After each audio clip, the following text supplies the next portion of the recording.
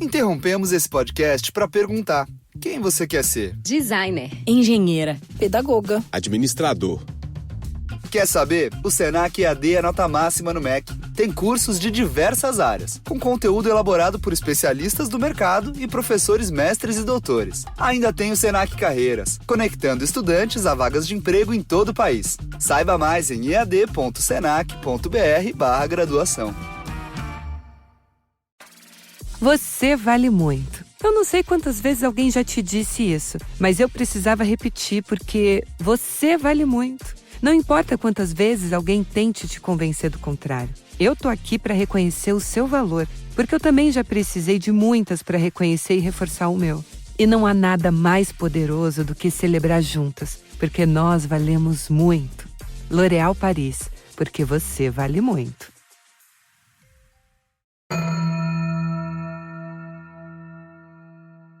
Welcome back to Angel on Top, a podcast where we watch and discuss every episode of Angel, one by one, spoiler-free, and in tandem with no one.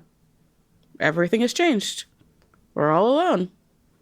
We're missing a couple of smug bitches. I'm your co-host, LaToya Ferguson, a.k.a. the dead female lead of the buffering verse, a.k.a. one half of the Gunn squad. Well, he's in hell now, a.k.a. the Gilbert to Morgan Sullivan, a.k.a. Daddy, even if no one can remember that for now. A.k.a. Captain Forehead, a.k.a. even more annoying new nicknames to come. And I'm your co-host, Morgan Lutich, a.k.a. the other dead girl one, except now I'm back and I'm evil of the buffering verse, a.k.a. the other half of the Gunn squad. I know this isn't the point, but does he think he's that white child's biological father? A.k.a. the Sullivan to LaToya's Gilbert, a.k.a. Daddy. I've got something to say about this, and I'm going to say it later. A.k.a. William Bloody, a.k.a. even more annoying new nicknames to come. And this week, we're watching Angel Season 5, Episode 17, Underneath. Underneath was written by Sarah Fain and Elizabeth Kraft and directed by Skip Skulnick. It aired on the WB on April 14th, 2004. And this is the one where Team Angel realizes the only person with the answers they need about the senior partner's machinations is Lindsay, and the only way to get to him is to trek to a Stepford-like suburban hell dimension and pay a huge price.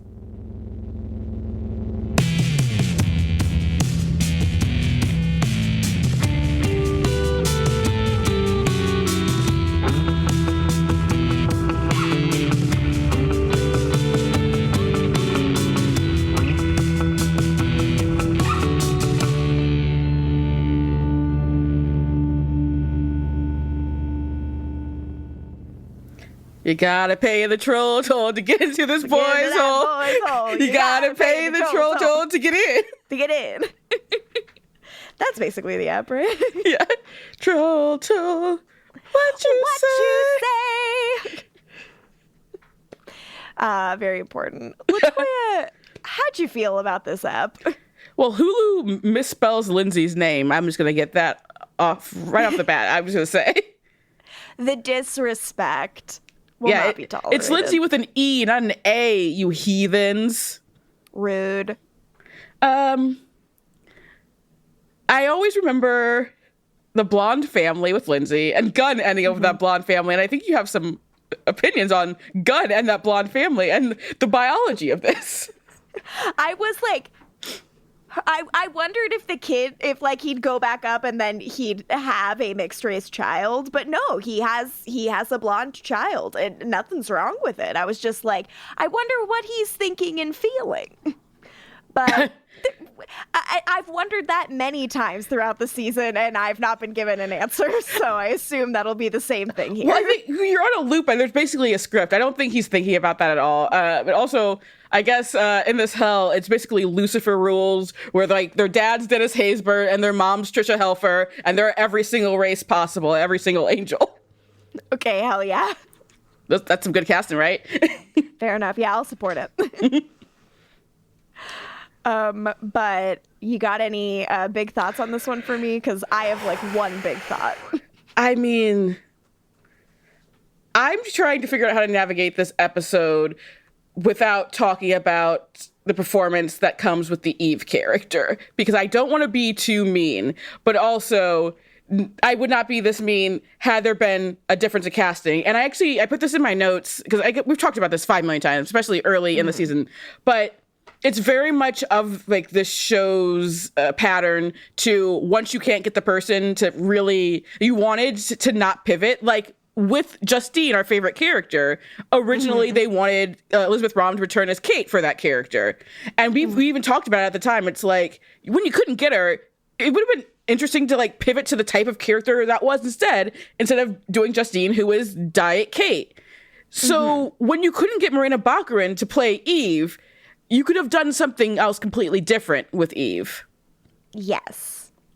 It's this reliance on like, we're going to keep doing what we originally intended, even if it doesn't work anymore. We're just going to keep pushing. And I've noticed that a lot throughout this season, and I'll point out some instances in this episode that I noticed it. But yeah, Eve continues not to work, unfortunately. We'll try not to belabor the point on that. It's like, woof. Instead of doing Eve, you just do the character, the Hamilton, the Adam Baldwin character, basically. Like, do that as the style of the character in the first place, or just a different thing.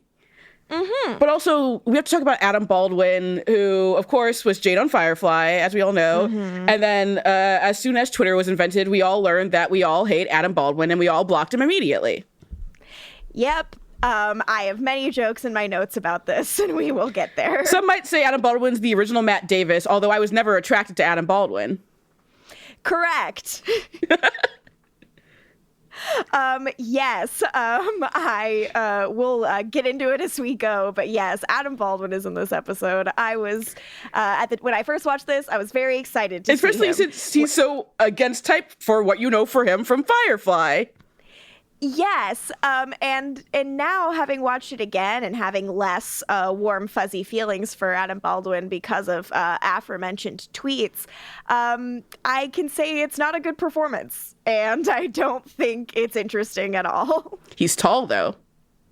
He is quite tall, and I do like his double-breasted suit. There, but... a compliment. So it's happened. You said one nice thing. They said it couldn't be done, but I did it. I'm not all bad anymore. But that is a bad segue into my one big thought of this episode, which is that I fucking hated the ending. It made me really mad. The big dramatic reveal at the end of the episode was the thing I've been saying in every single episode of this podcast since season 5 started. And I know that the people making this show couldn't hear me because I am from their future. And on a podcast, they probably will never listen to, not even in their future. But that's no excuse. I said this, and I wish that I had been respected here, and instead I was not, and I'm very angry. The big reveal, the big news that Lindsay had was what we've been saying this whole time. It's what anyone with a working brain cell in this group could have told you. It's what they keep telling themselves. And yet they keep going on as business as usual. Absolutely. They're like, we have to leave Gunn behind and take Lindsay so we can get his secret knowledge. And then Lindsay says, when Wolfram and Hart asked you to do a thing and you did it, you were falling right into their hands. Yeah. I feel like I'm going nuts. Like I feel as if I am being gaslit. I'm like, that's not new. And Angel's like, what? You're telling me? And it's like, yes, I'm telling you. You're telling you. Everyone's telling you. Makes me feel bananas. But I will try to not yell anymore. I am just upset. Well, on I guess better news, although it's sad because, the state of television, we're in 2004, baby. And I was looking, what else aired this night. Obviously Smallville before, or Selling Morgan before. This was a Christopher Reeve joint because he did show up on Smallville as a real person who was alive and exists still. So that was good. Cool. Yeah, of course, we had some OC. But the most important things to me that I was seeing, which usually wouldn't see, and I was so confused, were, unfortunately, 2 one-season shows. One, Keen Eddie, the show that gave us Sienna Miller. And 2, Karen Sisko, Carla Gugino herself as the Elmore Leonard character who does show up reprising the role in Justified. Karen, we can't say the last name. Just know that she got married and divorced and she kept her married last name. That is an episode in Justified. Great. Good. It was as funny rewatching it now as it was at the time. It's like, she's Karen Sisko. I am very excited to eventually watch Justified and make it to that point. It's very funny. Karen, and it was like, what's your last name again now? Oh, Definitely not Karen issues. Sisko. Because they got like the rights to the Fire in the Hole characters from that short story, but not for for Karen Sisko and any stuff. So that's why they couldn't say it. It's very funny. Cute. I like that. But yeah, I was, and I'm like, those aren't usually, I'm not seeing them around. I would have brought them up if I were. And that's because they were both already over / being burned off. Like, Karen Sisko ended in like end of 2003, and they were just like repeating episodes. And Keen Eddie, it was, and they aired it, of course, wildly out of order. It was like the last one. It's technically was supposed to be the season finale, but they aired it in April. They aired more episodes like in June. It was chaos, of course. Classic network stuff. Yeah. But it's one of the, I'm just say, it's one of, Keen Eddie is one of the original procedurals that Fox, just so you know. Ooh. Oh, okay. That is a very important genre New York City cop who has to go work in the UK. British cops do things differently. No! That sounds like they're a fish out of water. Yeah. It's the good stuff. I'm interested. But this episode, shall we dive right in? Just diving in, doing the dive into the episode. So we open in Angel's office at his conference room table. He has called a meeting and nobody came. But here's how you know Angel is ready to finally accept the news we learn at the end, because he is leather jacket, the hair is spiky as hell, he's looking like Angel. He doesn't look like he belongs in this corporate world. Get out of here, you stuffed shirts. Absolutely. He's on speakerphone talking to Harmony like, hey, where the fuck is everybody? And he goes, why am I alone? Why am I alone? He's screaming. 10 comedy points for why am I alone? Angel Very is funny. me. Angel is me. Wesley is me. Gordon is me. Harmony is me, who enters and says, well, you can be super grouchy. Wes is with Illyria. Gunn is still recovering from being stabbed in the guts. Lorne is MIA since Fred. Because, yeah, he blames himself. Is not going to stick around. Bye. Yeah. Spike comes in with a briefcase. If I gave Why Am I Alone 10 comedy points, I have to give Briefcase Spike 10,000 comedy points. This had me on the fucking floor, especially that it is not acknowledged by anyone and that he seems rather uncomfortable that he brought it. He, like... The subtle work that Marsters is doing with the briefcase, trying to make it seem normal, and then immediately just like becoming very self-conscious of it. Perfect. No one's around to see that he brought it, and Angel is not gonna care to ask. Yeah, which is rude because like it would have been very like I deserved more bits about the suitcase, but I'm also happy with the level of it not being acknowledged. That is also quite good comedy, so I'm happy as a clam. Spike cracks open a beer and is like, what do you got to say to us? What's the meeting about? And Angel's like so annoyed. Well, yeah, because Spike's whole thing and why he has a briefcase is because this is his first official parlay as a very loosely affiliated member of whatever the team is called. The Angels Avengers. Which, because he's like, oh yeah, you'd probably want to call it that. And Angel's like, no, I wouldn't. But you can tell he loves the name. He's having cards made up immediately. Absolutely. Spike reads off the agenda that was printed out for Angel, and he's like, I'm on reconnaissance again. This is bullshit. I should have a flashier job, and I should be, like, saving the girl. And then that triggers a memory of Angel's. He kind of muses to himself, handsome man, save me from the monsters. We did that all the past 2 episodes, Angel. Catch up. Again, no one is listening to us. Spike says, like, you know, like, because Angel says, you know, I should never have let her come here. Bad things always happen here. And Spike's like, yeah, bad things happen here, but it was her choice to be here. And Angel says, was it? And I'm like, yeah, it wasn't. How about we start reckoning with that? Like, I am frustrated that we are 17 episodes in and there have been no stories about the fact that Angel took all of his friends' choices away. Like, not even him grappling with it in any way. It is frustrating to me. It feels like a big hanging, like, I don't like Angel anymore if this isn't eating him up inside. Yeah, because, like, obviously we know that they're like, they were all seduced by this. They're all going to say yes, but Angel even says at the end of season 4, is like, I'm going to do it anyway. It doesn't matter what you actually say, so. Yeah. Speaking of, Morgan, you rewatched the season 4 finale, I believe?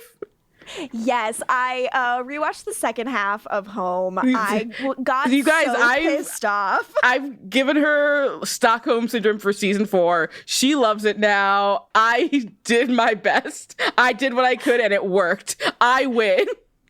LaToya fucking wins. I was watching the season 4 finale, and I was like, this cooks, because I liked that episode a lot at the time. Yeah. But I was like, holy shit, does this rock? I was like looking at all of my friends. I was invested in everything that was going on with each one of them individually and them as a unit. I watched a Connor Angel scene and started to cry. Yes! Genuinely. And I was like, what's happened to me? Like, this season is breaking me. I want to go back into all the season 4 episodes and, like, add an intro that says, Morgan actually likes all of this now. You're welcome. Yeah, like, this is, it's just something completely different now, and it bums me out. But yes, I did rewatch that to just kind of, like, familiarize myself, because, you know, now this is like, what you didn't realize when you entered into this was this. And I'm like, okay, let's go back to when they entered into this. And yeah, they all knew what this was. Like, I'm very confused how we can suddenly be like, nobody knew what they were doing. Like, they were all just baby and didn't realize it would be bad to work for the mythical bad guys that have existed for eons. Like, then you're stupid.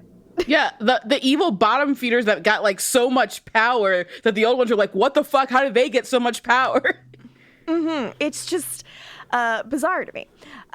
But Angel's like, you know, maybe I'm lying to myself about making the world a better place. And Spike's like, newsflash, asshole. Everything's bad. Everywhere's bad. See, this is why, again, Angel's my champion and not Spike, because this is what your champion's saying.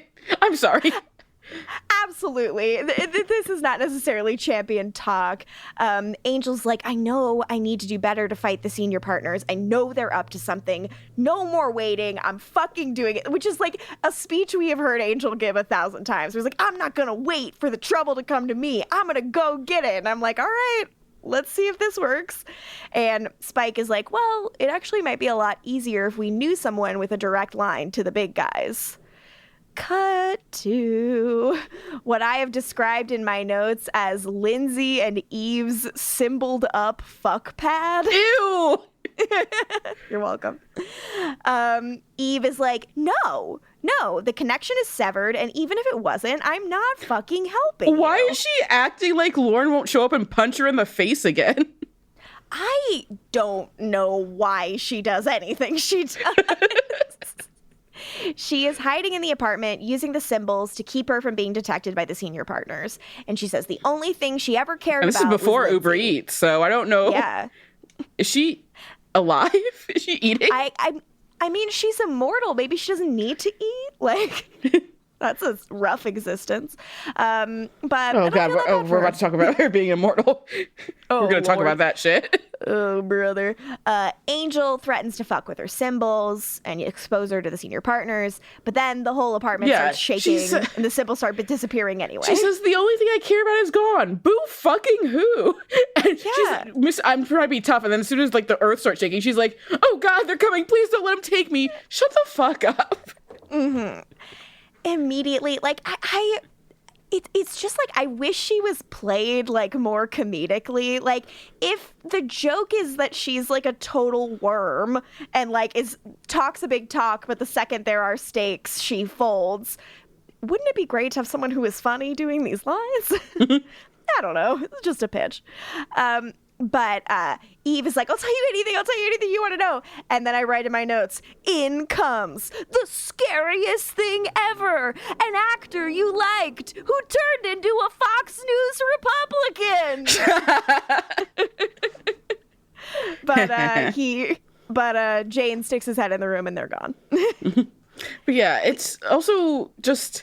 Eve gives up everything at like the most minimal of torture. The room shakes and she's like, oh no.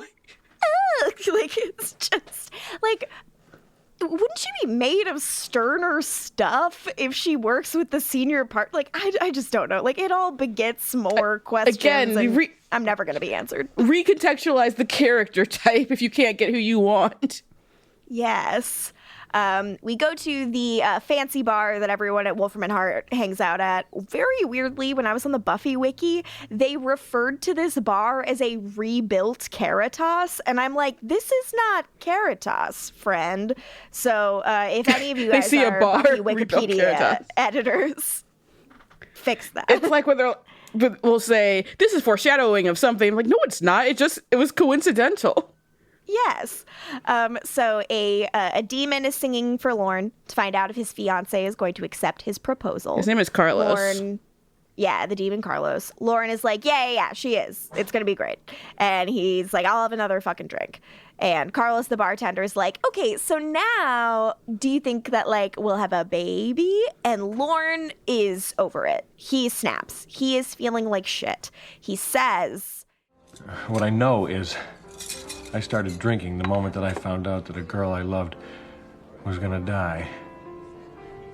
And every time I get to the bottom of the glass, I hope that last drop is gonna take me the distance.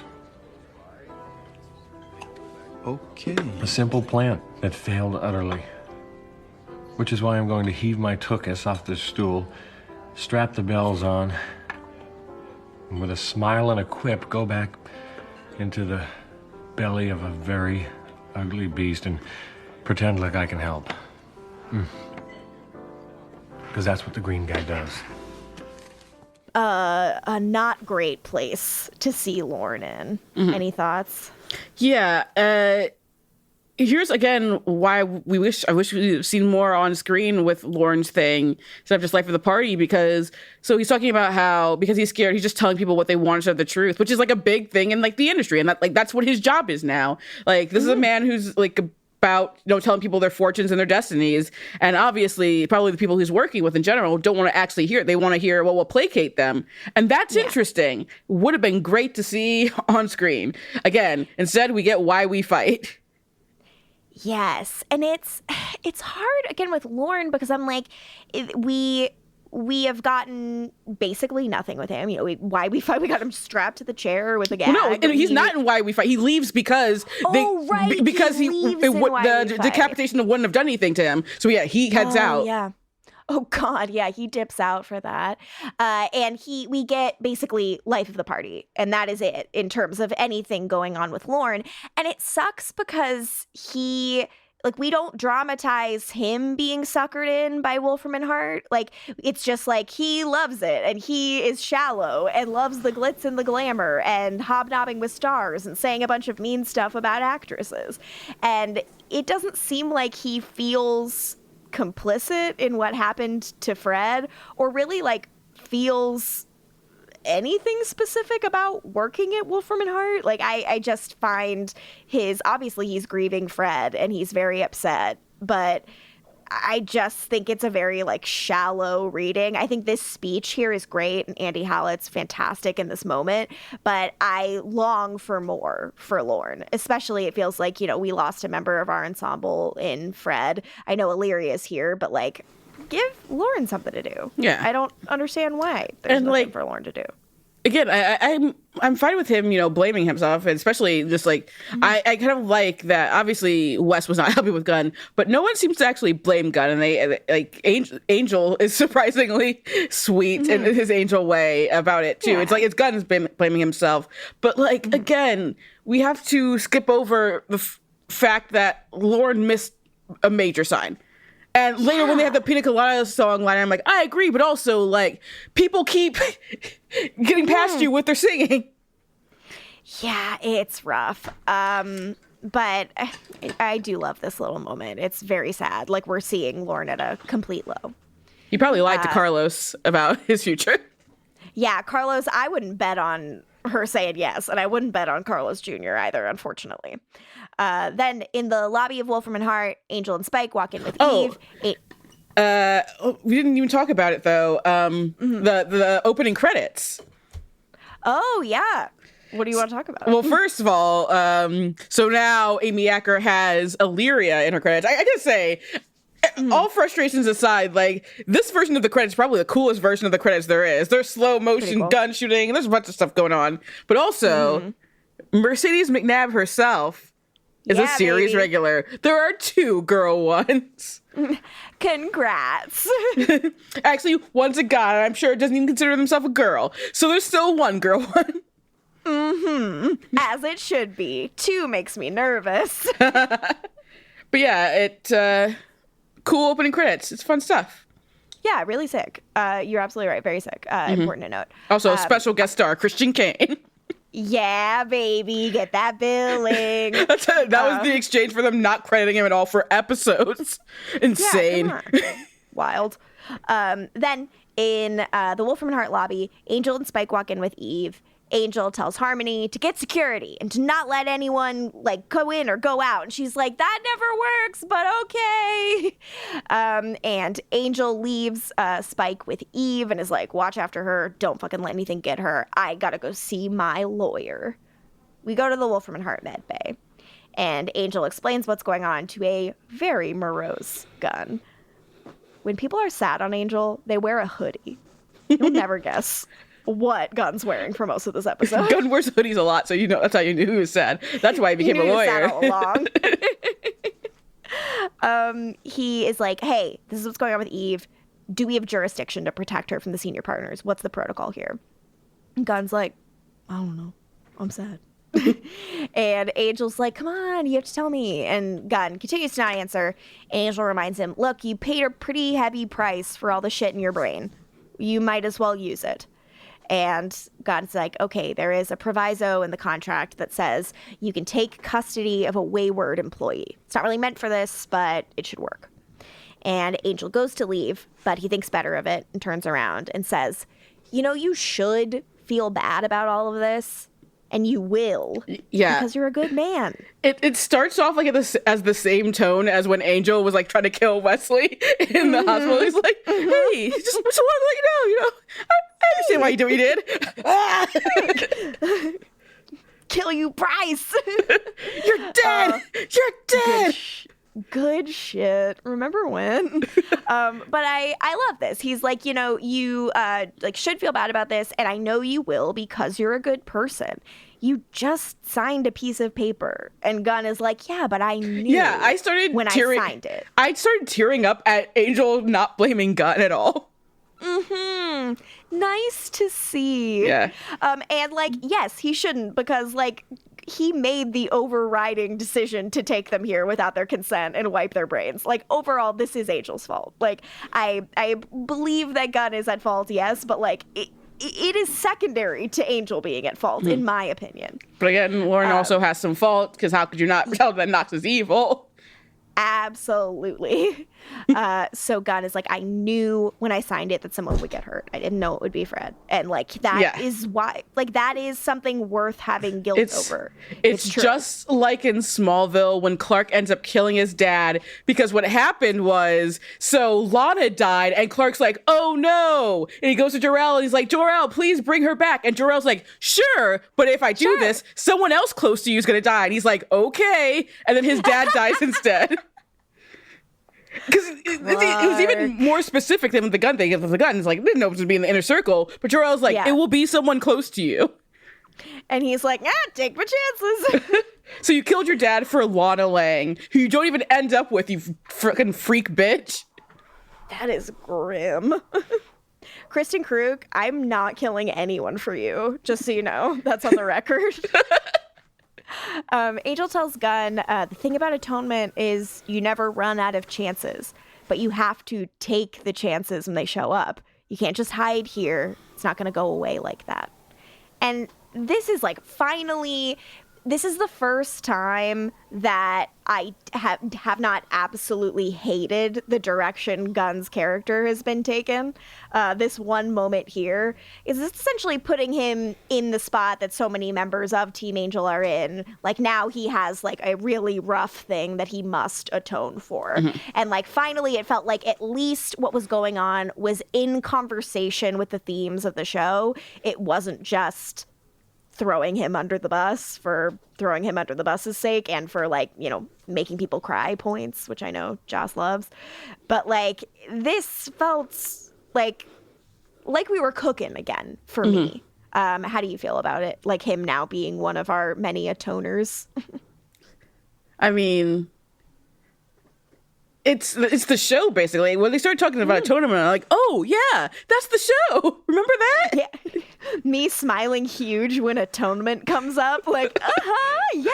Like, okay, good, I'm with you. Me begging for scraps. Because I'm an idiot that I'm just like, when Gunn was out and about, like, his stitches should have opened and we should see like the blood through his hoodie. It would have been very funny to me. Would have been good. In our next scene is in Fred's room. Wes is having a dream about Fred being with him, giving him little kisses, being, you know, behaving like a dead wife in movies. You know, like, she should be under a white sheet being like, stop filming me. Oh my gosh, you're crazy. Like, you know, but she isn't. Instead, she's just like giving him little kisses. And she asks Wes to tell her a joke. And he tells a very grim joke. He tells a Wes joke. Yeah, it's so fucking grim. And Fred sits in his lap because he tells this joke about like a man like sinking under the earth. And Fred kind of is like, look, this is only the first layer. Don't you want to see how deep I go? And I'm like, okay. And we cut out of the scene. I haven't told the people on the people listening. So I recently saw Amy Acker on the picket line at WBCW Day, and good for her. Good for her there. Her and her husband, who I always forget is an actor, but then I'm like, oh yeah, I recognize her husband too. He played Stacey Jackson, Rock of Ages on Broadway. Oh, good for him. The role originated by Tom Cruise. Yes. Yes. Correct.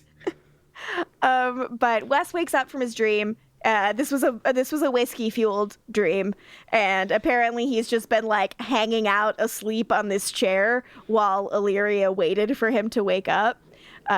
She tells him, you said her name a lot in your sleep. And Wes is like, yeah, well, it was a nightmare. And Illyria is like, in my time, nightmares walked among us and they were dope as hell and they were my best fucking friends. And now they're trapped in humans' heads. What a shame.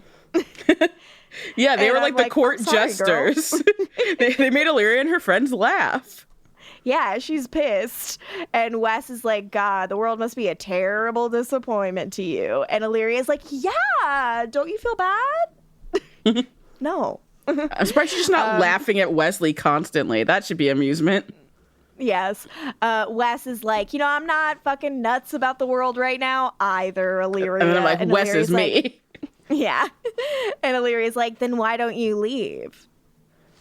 We then go to Angel's office. Eve continues to complain. You'll never believe it. Angel is You are not allowed to complain and be sarcastic. Mm-hmm.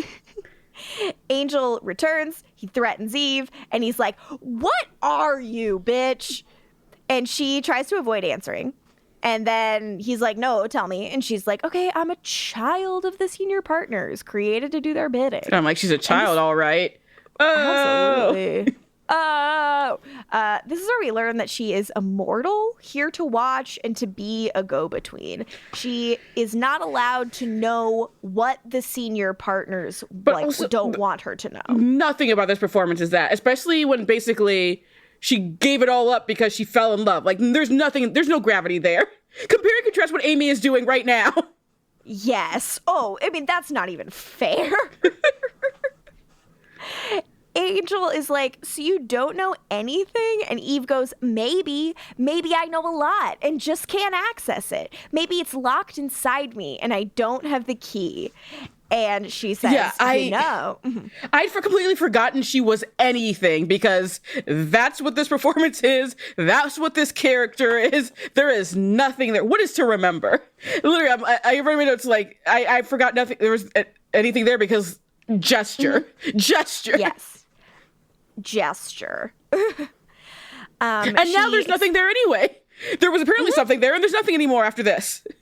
Yeah, there are no stakes to the signing away of Eve's immortality. I'm like, oh no, she lost her. She's just a human teenage girl. Yeah, no. Well, no, I saw her IMDb trivia has been mistaken for being a high school student even by peers on sets. Says it all. Hi, I'm Dana Schwartz, and this is Rise or Die, the official companion podcast for Peacock's original series, Those About to Die. On this podcast, I go behind the scenes with the show's cast and creators to learn how they brought their brutal vision of Rome to life. I talk to acclaimed director and executive producer Roland Emmerich. When I saw the first race, I was like, giddy. Actor Ewan Ryan. For an actor, that's a dream, although you do get a lot of sand in your sandals. And so many more. You helped summon those ghosts back onto that stage. Every day when I went to set, I was giggling about what I saw. I think it's going to be a breathtaking thing. Gosh, people will freak out. Rise or Die launches on July 18th. Watch or listen wherever you get your podcasts. Hello, my name is Alison Larkin, and I'm a writer, comedian, and narrator and host of the Jane Austen podcast. This podcast brings Jane Austen's stories to the 21st century, along with commentary from me and conversations with fascinating people who all share a love of Jane Austen. And of course, we had to start with none other than Pride and Prejudice. So join me as we embark on a journey through some of the most wonderful stories I know. The Jane Austen podcast with Alison Larkin is available wherever you listen to podcasts. It's pretty clear to everyone by now that social media has changed everything from the way we live to how we discuss politics and what we think we know about the world around us. Which begs the question, who's in charge here? Hi, I'm Jon Favreau, former Obama speechwriter turned chronically online host of Offline with Jon Favreau. Join me every week just outside your social media-fueled echo chamber for a smarter, lighter conversation about the real-time changes and real-world effects of social media and the internet on all of our lives. Check out Offline with Jon Favreau every Sunday wherever you get your podcasts. Eve does say, there actually was someone who could have helped you, someone who knew a lot about the senior partners. It was fucking Lindsay. She outsmarted you on this one because she didn't have any info. Well, she says to him, Angel, for someone so old, you're so young. And I'm just count down to her saying kids again. Stop. No part of this character feels like any kind of ageless being. Was she born last week and she's a new immortal being? Maybe that would. I was born at night and I was born last night. Yes. That would be funny. Like, I'm a brand spanking new immortal, and I am 1 week old, but I'll live forever. Like, that's weird. I don't know. So, apparently... You miss Connor, don't you? You miss Connor.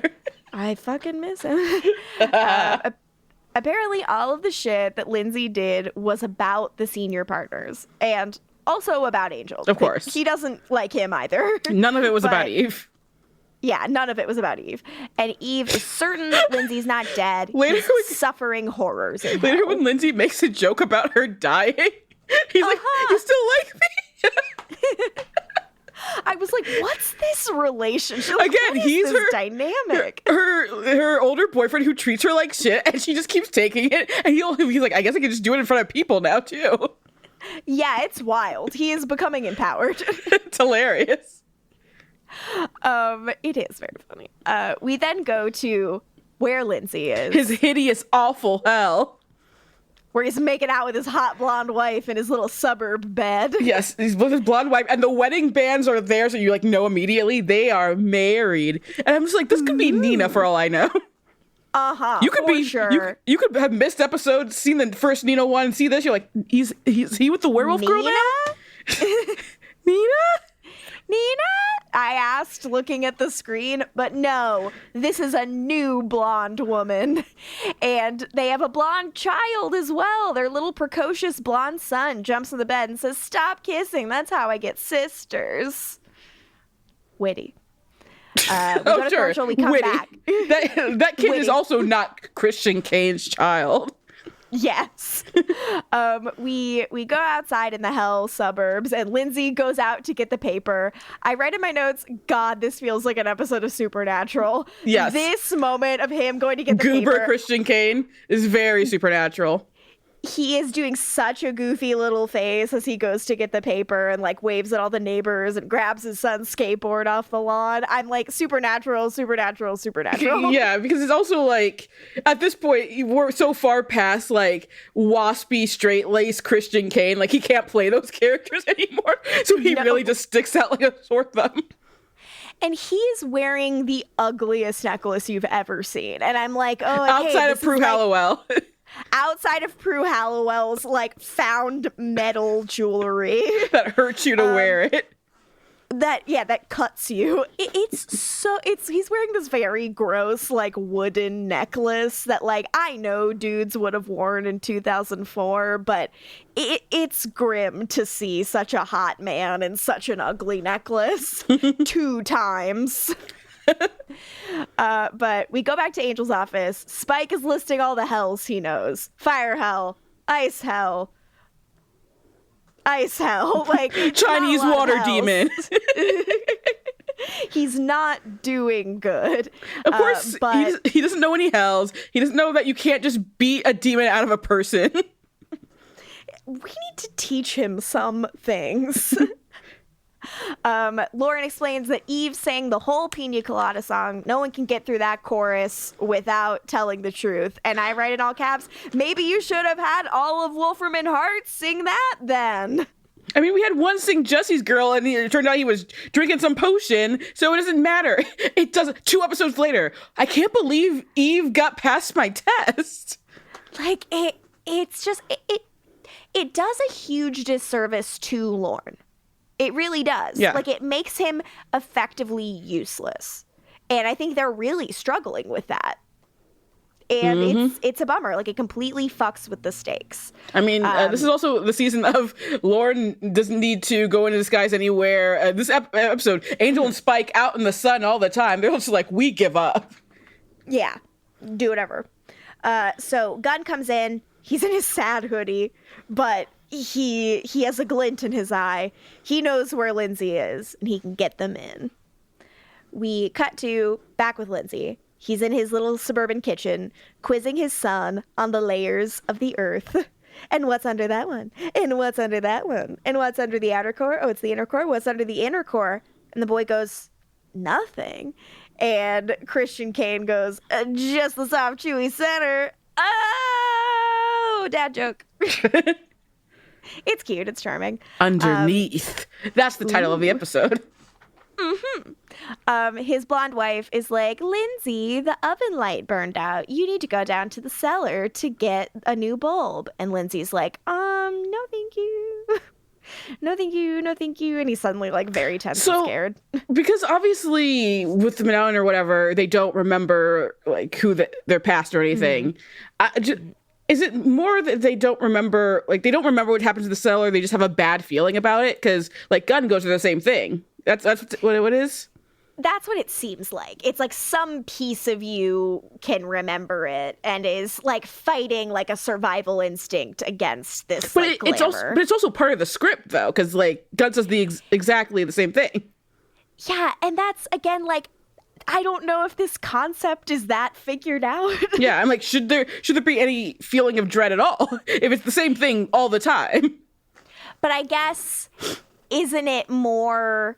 If it's designed to be as torturous as possible, then feeling the dread is worse than not feeling the dread, I would imagine. But it's also like, technically, it's not even always the same thing because Spike and Angel and them, they make things different when they show up. And it's not until they take off the medallion that the guns come out. Yes.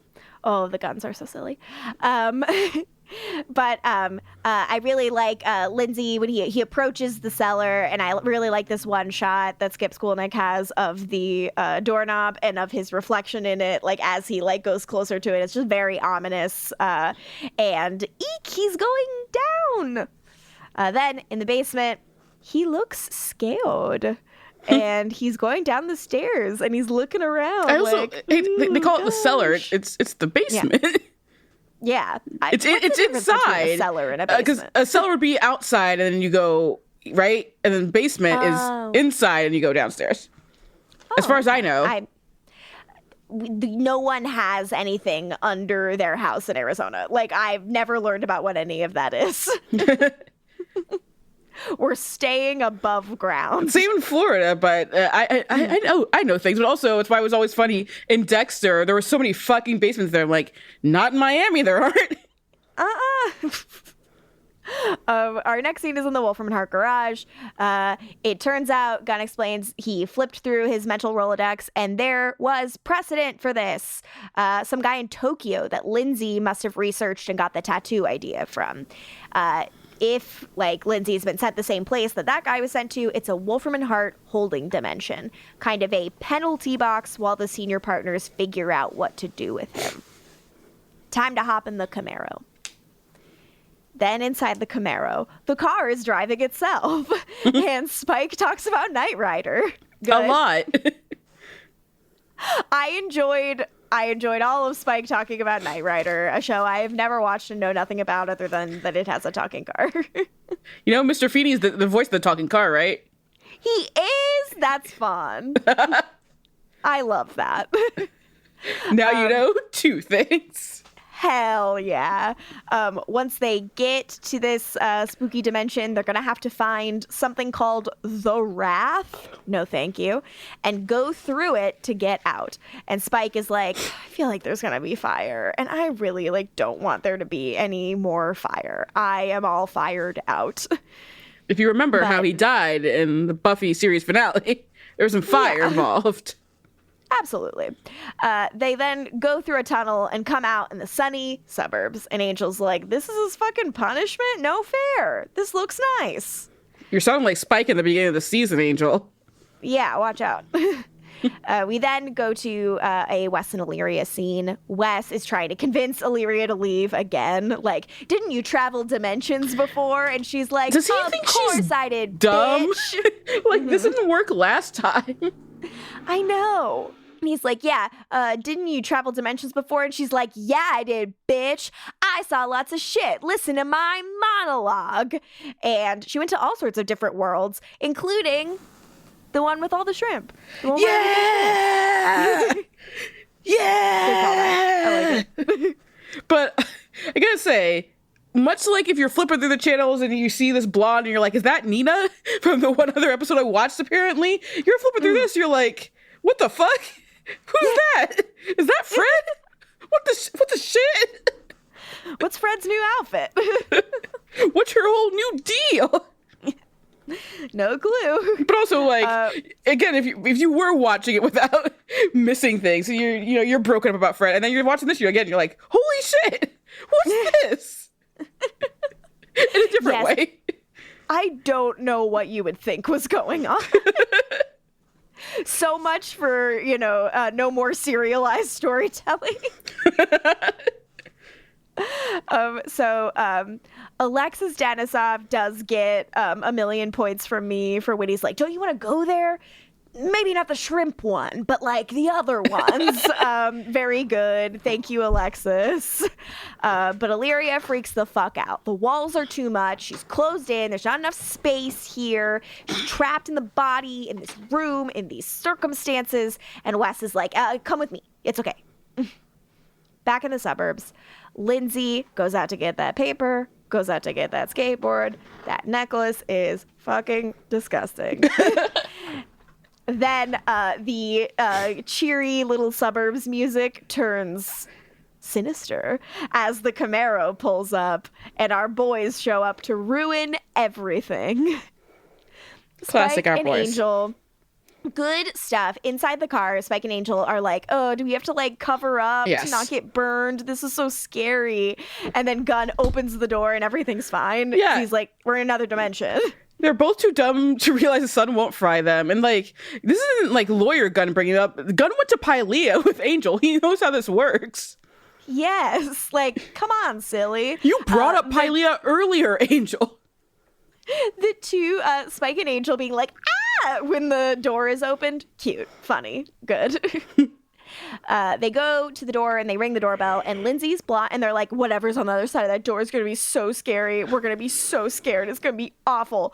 It's a pretty blonde lady. And they're like, what the hell? Nothing is as it seems here. She invites them in to see Lindsay. In the living room, Lindsay shows up. He doesn't know them. They tell him to sit down so they can give him some tough news. And he asks if this is about the free vacation he entered to win. Good delivery by Christian Kane on the free vacation line. He's looking really excited. Buddy, you're never going to get that free vacation. You keep repeating the same day. He's rubbing his hands together about it. Like, it's very good. And he's like, I don't know anything about Wolfram and Hart or lawyers. Because they're like, you're a lawyer. And he's like, no. And Angel's like, this isn't real. And Spike's like, you're in hell. We're here to break you out. And Lindsay's like, is this a prank? Am I being punked? Ashton! Ashton! I wish. And he keeps looking around for like his friends to be doing a joke. And then he's like, oh, wait, this isn't a joke? Now I'm just uncomfortable. Like, you guys should go. I mean, they are the strangest assortment of men you could ever see. To be fair, if like 3 random strange men showed up and they were like, our names are Angel, Spike, and Gunn. Trust us. Couldn't even introduce Gunn as Charles. Couldn't even introduce him as Charles. Come on. Then we get a Harmony and Eve in Angel's office scene. Eve's like, when are they going to be back? And Eve's like, and Harmony's like, it's actually very hard to know with interdimensional travel. Again, the assistant in me feels for Harmony at all times. Sometimes we don't have the answers, guys. Eve is freaking out. Lorne and Harmony are like, we don't know why you're freaking out. We've been ordered not to torture you. But also, there's the bit where, Angel is ordering the security and Harmony brings up like that, but that stuff never works. And she's right. Yeah. Then the alarms go off. Yeah, because the stuff never works. Remember, there's a whole episode where the description is that the security is on Eve and it doesn't work. It does not work at all. We've made enough jokes about it not working that I'm confused. But like again, it just makes Angel stupid, which sometimes it's funny when Angel is dumb, but sometimes I think it's ridiculous.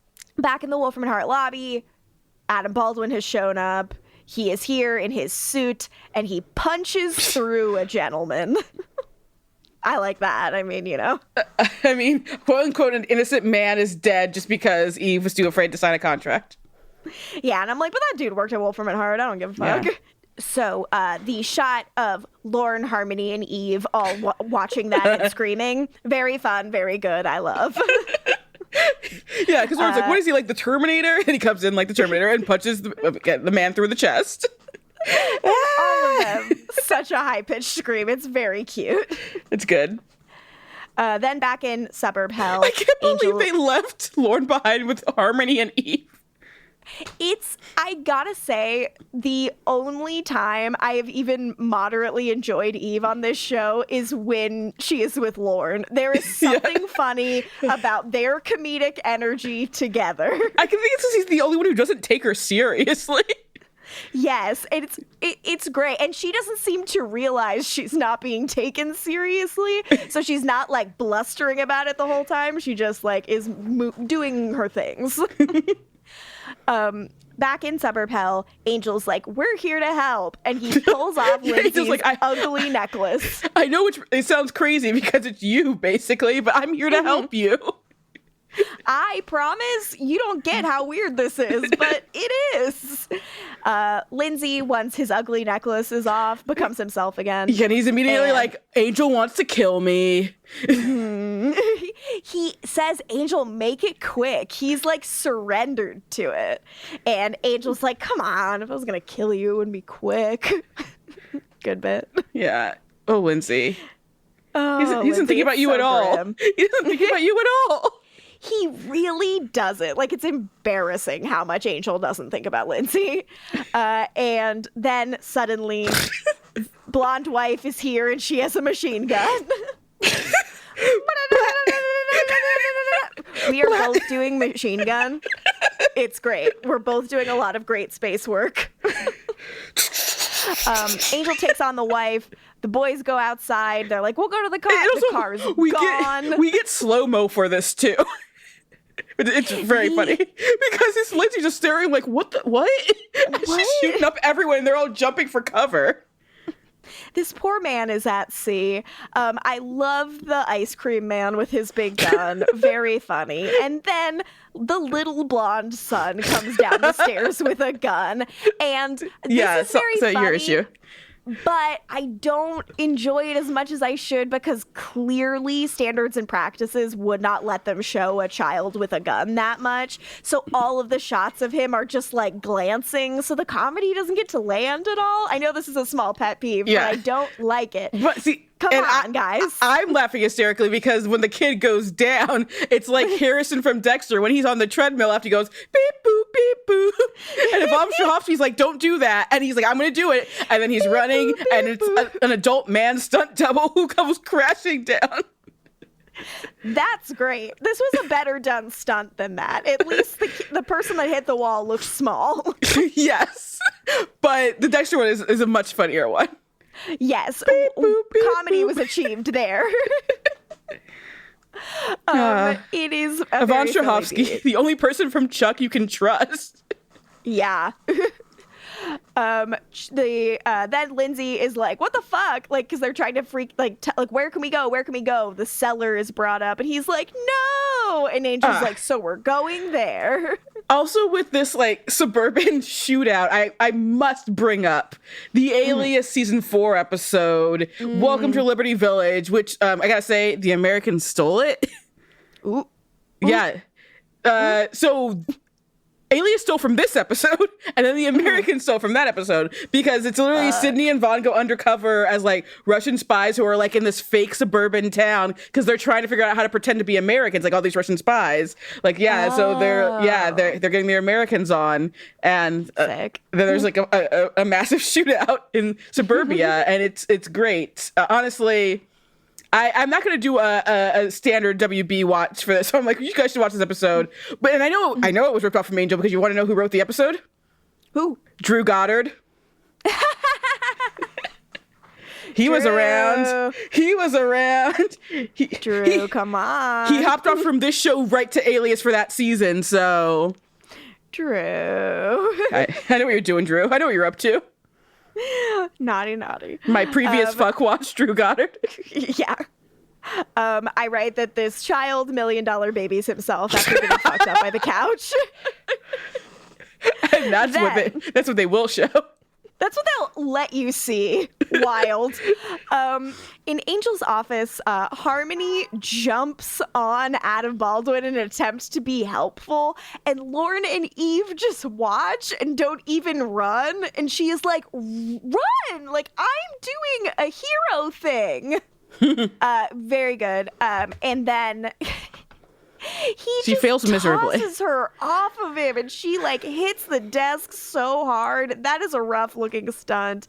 But Lauren and Eve do manage to make it into the elevators just as the elevator doors are closing, and it's very goofy and silly.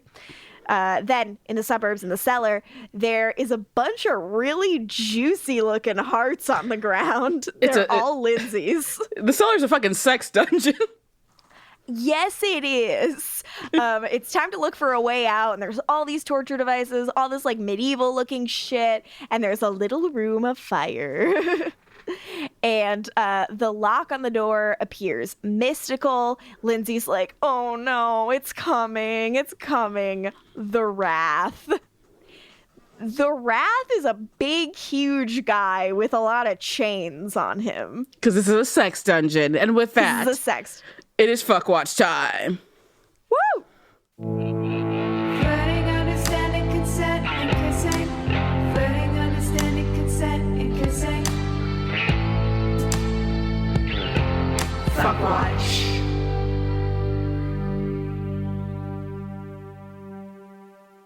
Who are you fucking? Who are you fucking? You want to know? Yeah. Is it the Wrath? It's Briefcase Spike. I was just like, I love you, man. Like, I can't tell you the amount of goodwill that Briefcase gave me, when I really needed it most. I was like, you know what? I'm having fun. And that got me through a lot of things that I didn't like in this episode. So, Briefcase Spike, let's do the business. LaToya, who are you fucking? Pass. Fair. Not a sexy app. There's a sex dungeon into that, and yet pass. Yeah. Fair enough.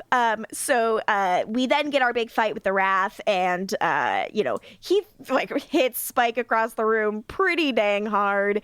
Angel and Spike keep going back and forth with the Wrath. Like, one of them will be fighting him while the other one is desperately trying to get off the ground. Yeah, and they're getting thrown across the room by the Wrath. They're getting their arses whooped. It's bad news because Angel has his vamp face on from jump because it's tough.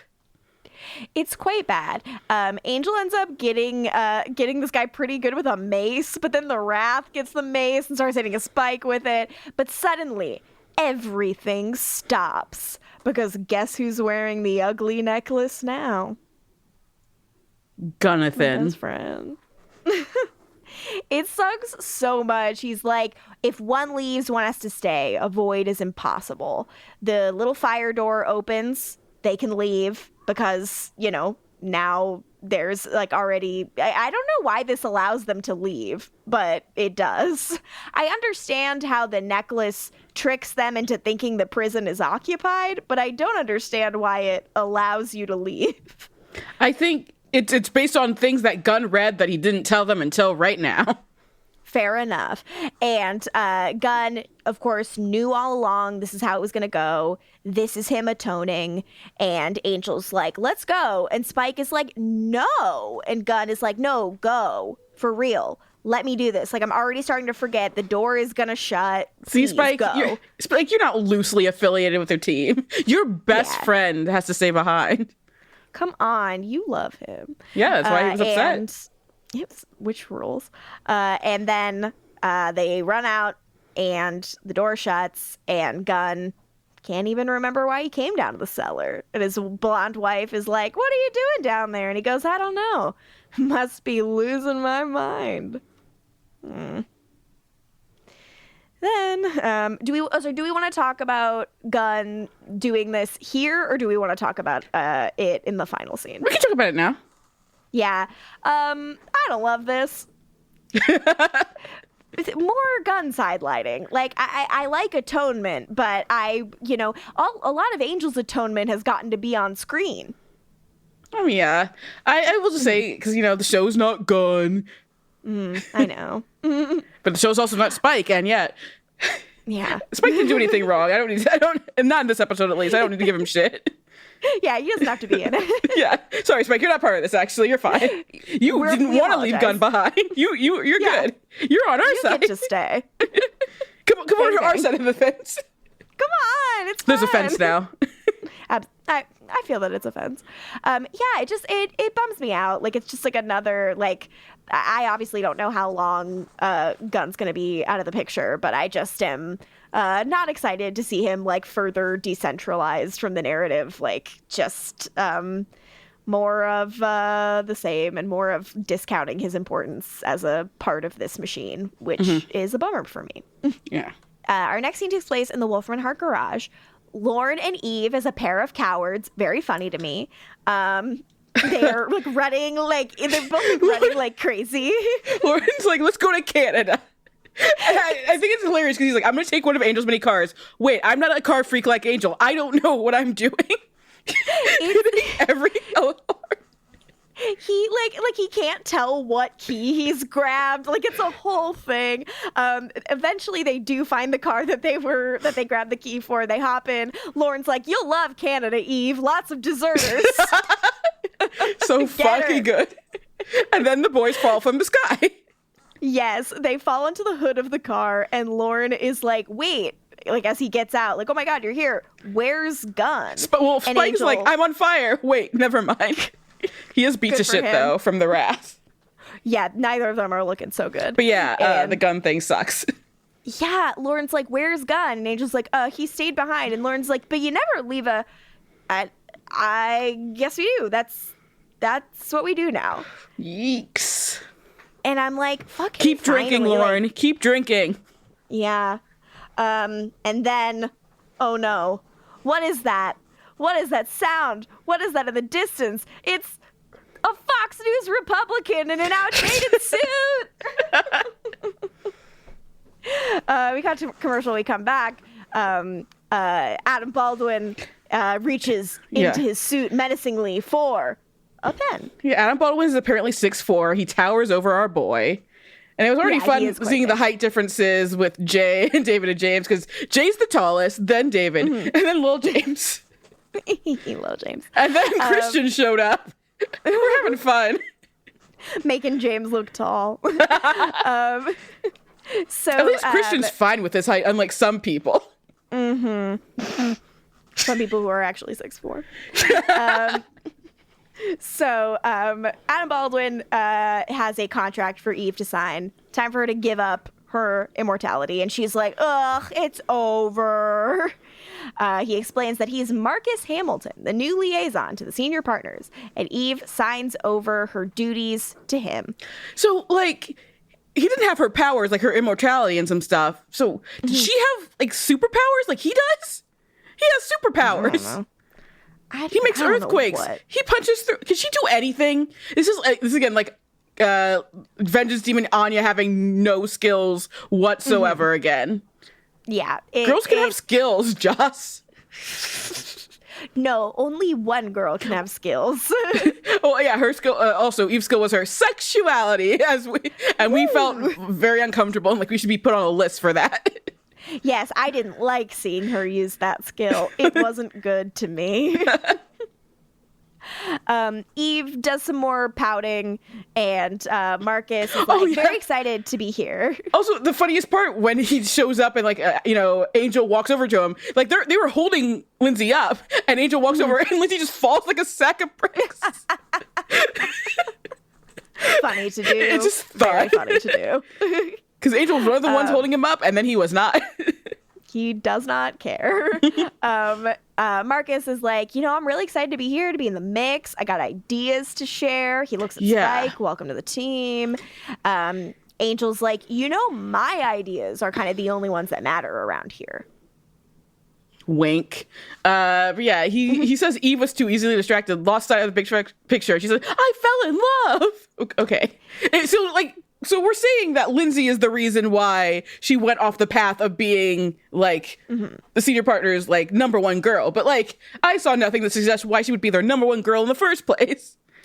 Yeah, I wish they'd given her like some skill or some like menace. Again, like it's teenage girl, older boyfriend. He drives a Trans Am. The subwoofers are shitty as fuck. All of her friends hate him, but but she loves him. He treats her like shit, but she loves him. He smells like cigarettes. Yes. He smells like menthols. gross. Menthols is the thing, actually. Absolutely, yes. It's menthols, babe. I see this as someone who very much is a big fan of Christian Kane, very attracted to this man. And all this from him is good. And like a real person, bad. Yes. Lauren is like, I don't know, maybe this guy's not so bad, though. All right, Lauren, we'll see. Changes good?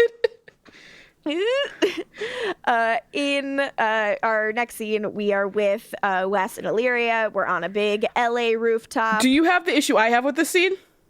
Where the background looks fake? Yes, you mean yes, where they ran out of money or they cut costs here, because the entire background it is a backdrop until one insert shot of the real LA, and it's like, oh no, you shouldn't have added that because that makes it look worse. That makes it look worse. Yeah, it's like they're on the roof from The Room. Yes. Which I don't know a lot about, but that's kind of what it looks like. Yes. So Wes brought her to a roof so that she wouldn't feel so closed in by the walls. And she's like, I feel closed in by this roof. This is a backdrop wrapped around them. Yes, it doesn't work. It doesn't give you a sense of openness. This is worse. And we know they film on roofs all the fucking time. So they had no money. Like, I know what an angel roof looks like, and it's not this. But she says, I feel less walls like pressing in. I mean, I still feel something, but like, yeah, this I know is what better. it is. They started spending all the money on like the slow-mo and the bullet time, like the Illyria bullet time, because there's going to be more of that like soon too. So, I'm sure. Yeah. It's all going there. And she's like, look, I was all of these things, and now I'm trapped on a roof in this time. In trapped this on a roof. Place. Yeah. With an unstable human who drinks too much whiskey and called me a Smurf. Beautifully delivered. My only thing is, I don't know, maybe it's my eyes. She's more purple to me than blue. And they're always like, she's blue. I'm like, she's more purple. Her outfit is purple. Her like the stuff on her face and her eyes are blue. It's more like indigo to me. Oh, yeah. I feel that it's blue. Here's the thing, Toya. I feel like you're fucking wrong. I'm not telling you that you are wrong. It's like I'm wearing a blue shirt. From my perception, it's blue. And you're a dumb bitch. From my perception, shut the fuck up, Toya. Putting words in my mouth. You all heard it. I'm going to start fucking around with AI just to do this. No. AI down. I will not fuck with AI. That's for sure. Yeah, absolutely fucking not. So Illyria goes, you don't worship me at all, do you? And Wes is like, no. Privately. Yeah, maybe. You don't read. But Wes is like, and you really can't leave? And Illyria is like, I don't know, like I reek of humanity. To anyone I used to know, I would just be prey to them. I'm fucked. I'm like a human. She was like, I was God to a God. I'm like, damn, that's hot. Dang, what's up? Glory would be bowing down to her is the thing. Which truly is wild. Hot. And I love it. Love to see it. That's all about it. Illyria is like, human life is so small. And Wes is like, I don't know, there's big things here too. Powerful truths. And she says, yeah, humans are weak, but kind of his point seems to be like humans are weak, but that doesn't mean they're insignificant. That doesn't mean they're nothing. Like there are other metrics by which to judge things. And, Illyria's thinking about that quietly and probably thinking he's stupid, but maybe that's sinking in slowly. I gotta say, it was more about the Illyria West scenes in the previous episode. Those hit me. Those made me start fucking tearing up. These feel very much like a retread of those. Like it doesn't feel like much new stuff is being explored here. It just seems like they have to be apart from the gang, so they get this little thread. But our next scene, we're back in Angel's office. Lorne is patching Spike up. He doesn't have Fred's gentle touch, so Spike is not enjoying it. Lindsay calls Angel the hero of the hour, and Angel's like, I'm not your hero, I'm your warden. And I'm like, kiss! Put him with P. Vane if you're a warden. But also, yeah, maybe. Bye for Borealis. Absolutely. He's got a broody stare and hot spiky hair. If you're straight or gay, your tingly feelings don't care. You're just being honest about this sexy demonic in your bye for Borealis. Bye for Borealis. Bye for Borealis. Hell yes. Works every time. And Angel's like, okay, senior apocalypse. Angel's like, okay, senior partners, apocalypse. Oh, senior spill. apocalypse. I'm like, where'd the senior apocalypse come from? That's where it came from. I was like, I gotta fucking try it again. Lindsay is like, okay, guess what? The world's bad. And Yeah. Angel's Is like, this before or after he cracks the joke on Eve's expense? I believe it is after. Yeah, they're doing that where she's like, I'm gonna die. He's like, yeah, still excited to see me, babe. Yeah, he's like, yeah, we're all gonna die, even this one. And she's like, what? Yeah, this is what I am. I'm a piece of shit. Very goofy and silly. So, Angel's like, Holland Manor has already told me that hell's on Earth 3 years ago. Dude. Yeah, he had an epiphany. Yeah. And Angel's like, whatever. You want to fucking philosophize? Let's philosophize. I don't need to eat. I don't need to sleep. I don't need to, we can do it forever. But how about we get to the real shit? And Lindsay's like, okay, the apocalypse, man. Lindsay says, it's here. It's been here all along, underneath. And Angel's like, what? And Lindsay says, the apocalypse, man. You're soaking in it. Ew. I know. Why does it just sound so gross? Not an apocalypse, the apocalypse. They're playing for the bad guys. Dadoy.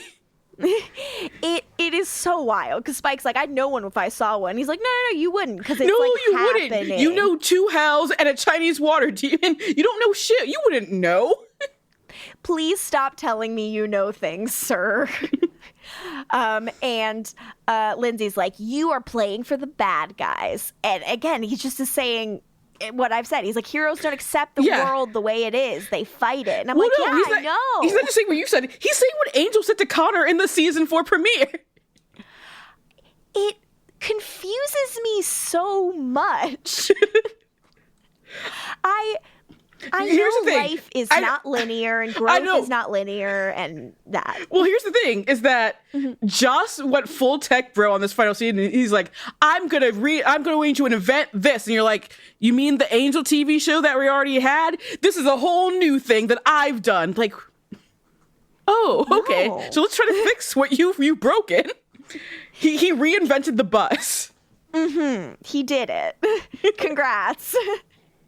And, Angel's like, so you're telling me that everything we do is a distraction to keep us busy from looking under the surface? Yes! This is not brand new information. This is information from every single episode. This is information you talked to Cordelia about. It's wild. And Lindsay basically calls Angel a sellout again. You sit in your big chair and you do this stuff. And I'm like, I know all of this. But also, every chair is big to Lindsay. And I love this man. That's not fair to you. It's just fun to dunk on him the way Angel dunks on him. It is. And I'm just so confused. At this point, I saw red. I was furious. I was like, how is this a revelation? I was so mad. I was mad for days. I have since cooled off a little. Guys, she was so mad she put on the season 4 finale. She was so mad. She's like, I need to watch season 4 to fix this. Truly, I did. And I was watching it and I was like, okay, they all kind of like begrudgingly agree they want the toys. And Lindsay's like, we could do good here with all these resources. Wait, who you just said Lindsay said that's... Oh, sorry. Wes says we could do good here with all these resources, I guess. And like, that's where we leave things. And then Angel accepts it for them, and we don't get like a final perspective or decision on them. It's kind of like Gunn is like, I'm doing it, even if you guys aren't doing it. I think the issue is that no one was really reluctant. We needed someone who was like, but they went with the flow because everyone else did. Maybe Fred? Yeah. Like, again, it's just, it doesn't feel authentic to me. Like, watching the episode that I watched, all of that stuff worked because they are kind of like in talking to each other, just the three of them, like, I don't know, maybe is kind of the point that they reach and then the decision's made for them.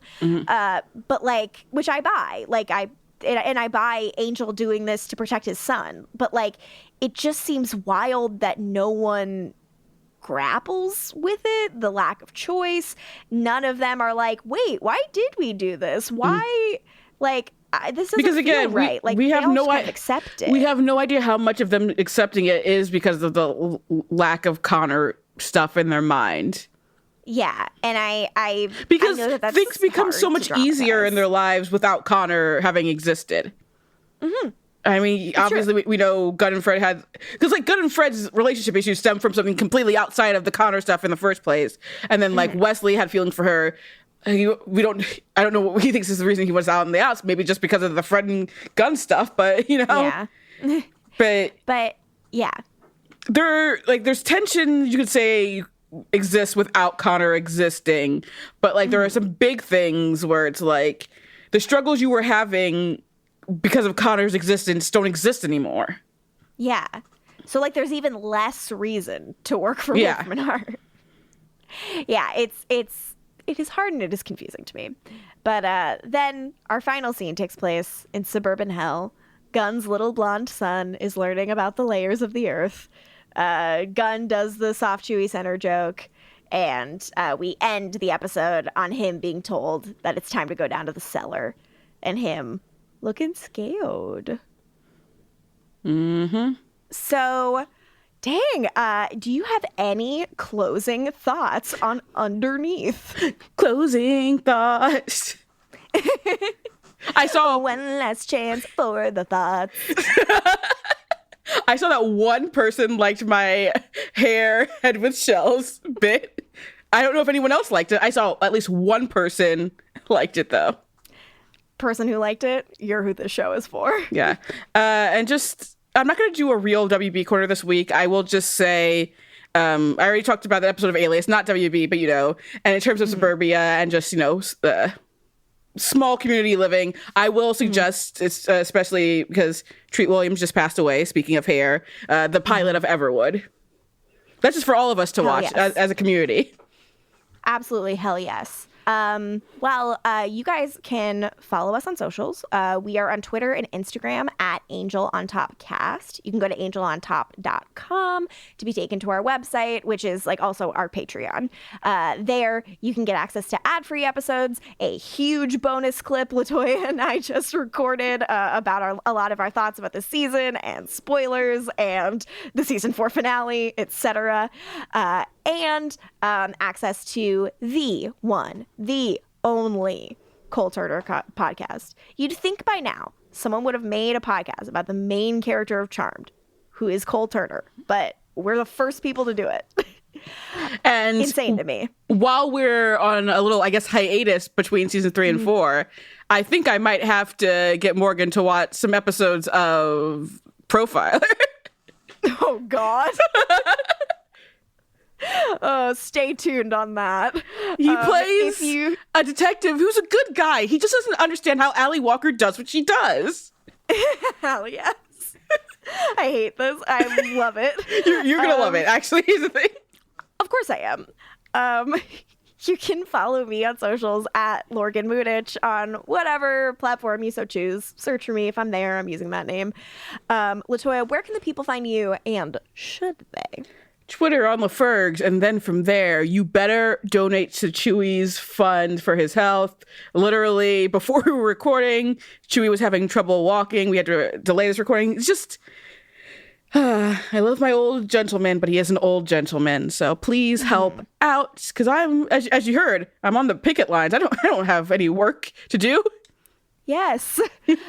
Please help. It is really appreciated. If you cannot donate yourself, retweeting, making it more visible to other people, bothering your rich friends. Yes. All appreciated. Bully your rich friends and family. We know you have them. We've seen the demographics. Yeah, we can tell. This listener comes from a rich family. We get that data. That listener is David Boreanaz. David, I know you're listening. Come on the pod. Come on. And on all of these notes, that is it for us this week on Angel on Top. So you are now leaving Wolfram and Hart. And no, we don't validate.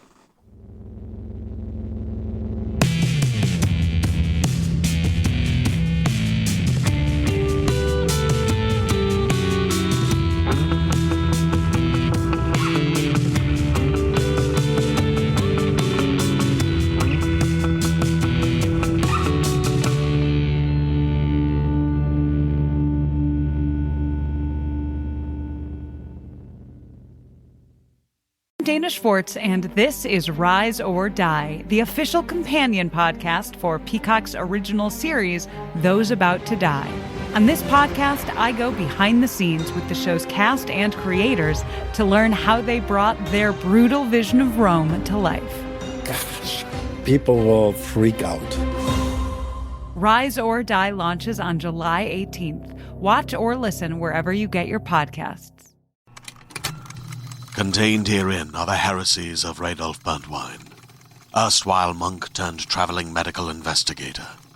Join me as I uncover the blasphemous truth of a plague-ridden world, that ours is not a loving God, and we are not its favored children.